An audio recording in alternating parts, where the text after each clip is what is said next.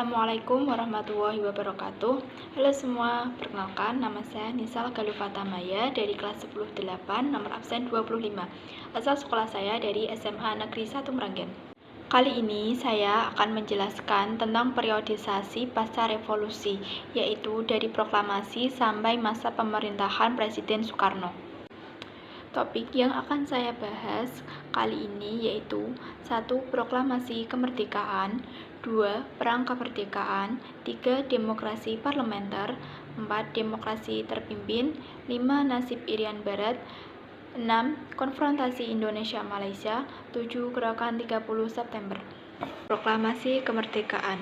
Pembacaan teks proklamasi dilaksanakan pada tanggal 17 Agustus 1945 pada pukul 10 waktu Indonesia bagian Barat di Jalan Pegangsaan Timur nomor 56 Jakarta Pusat.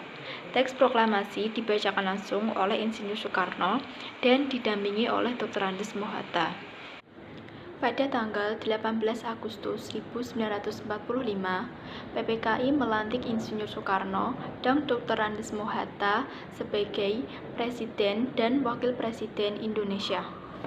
Perang kemerdekaan. Perang kemerdekaan terjadi pada 1945 sampai 1949. Tujuan dari perang kemerdekaan adalah membebaskan diri dari belenggu kolonial atau penjajah.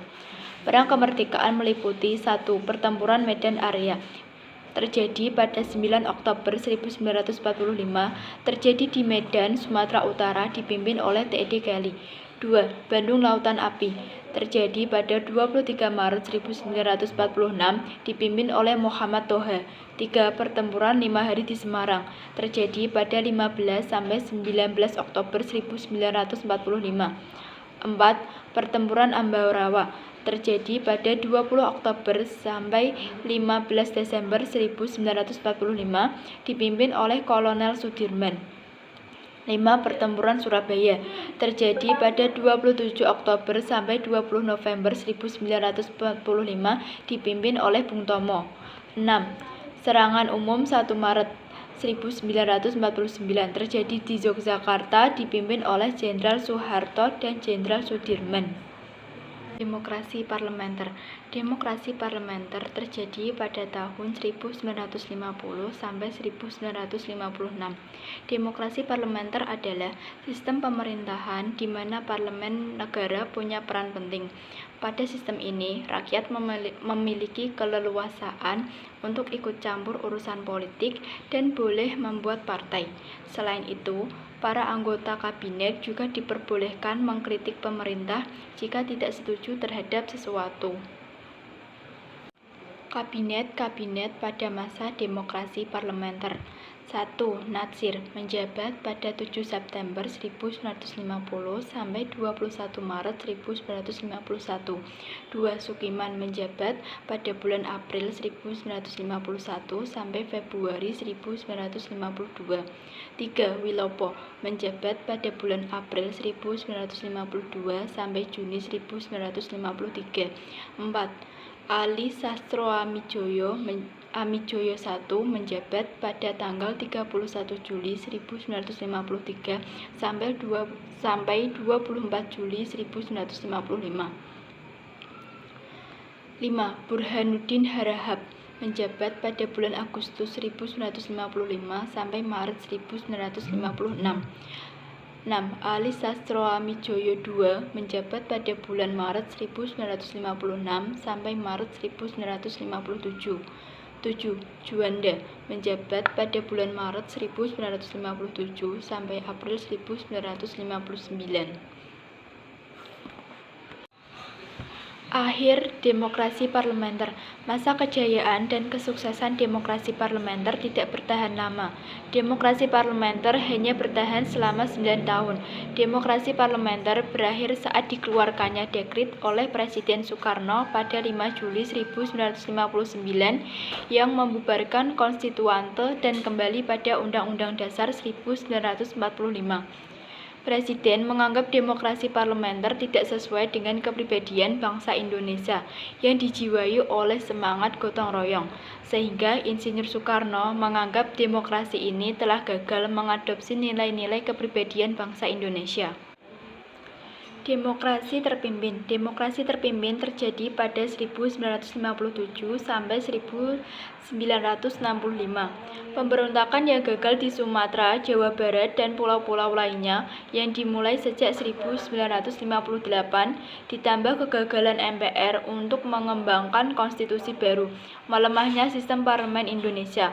Akibatnya pada 1959 ketika Presiden Soekarno secara unilateral membangkitkan kembali Konstitusi 1945 yang bersifat sementara, yang membangkitkan kekuatan presidensial yang besar, dia tidak menemukan banyak hambatan.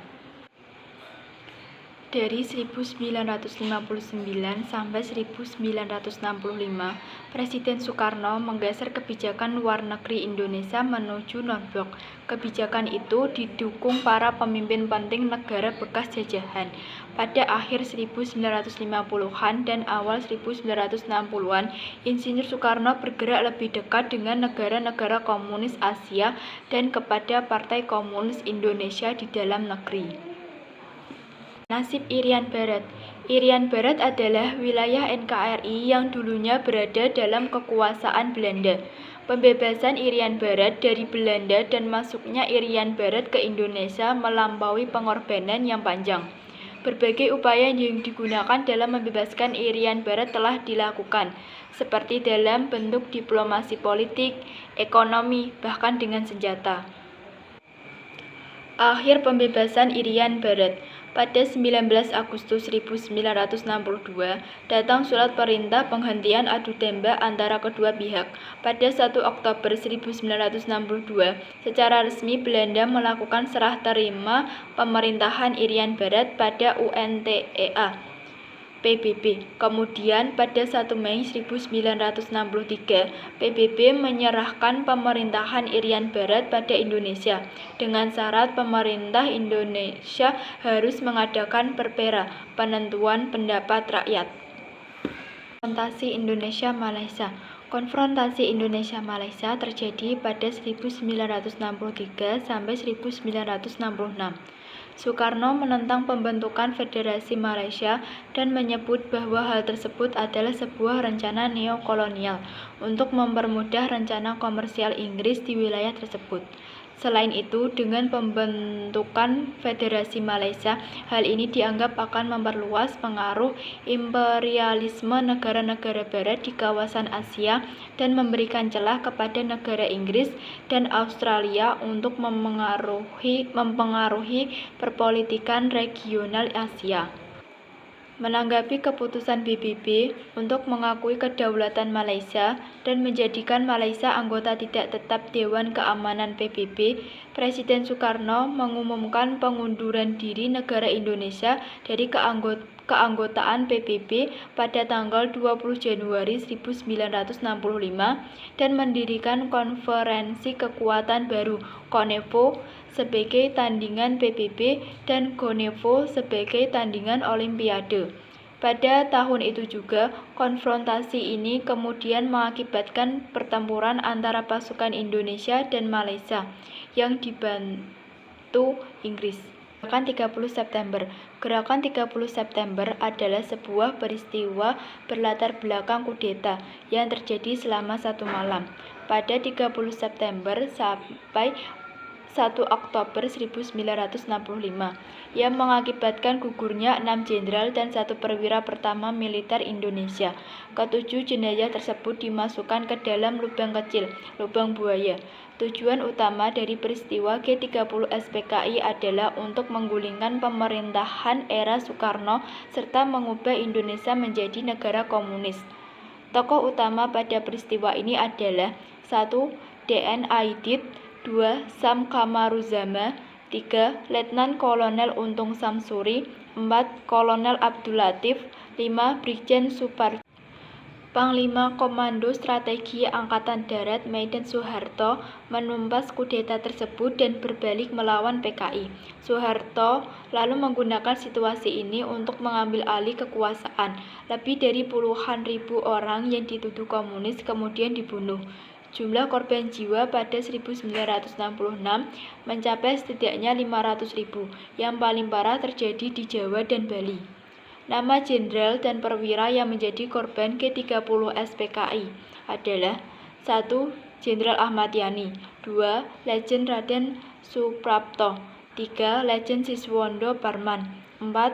Lejen Mas Tirto Dormo Haryono, 5. Maijen Dulnat Isak Panjaitan, 6. Maijen Sutoyo Siswo Miharjo, 7. Kapten Pierre Andres Tenden.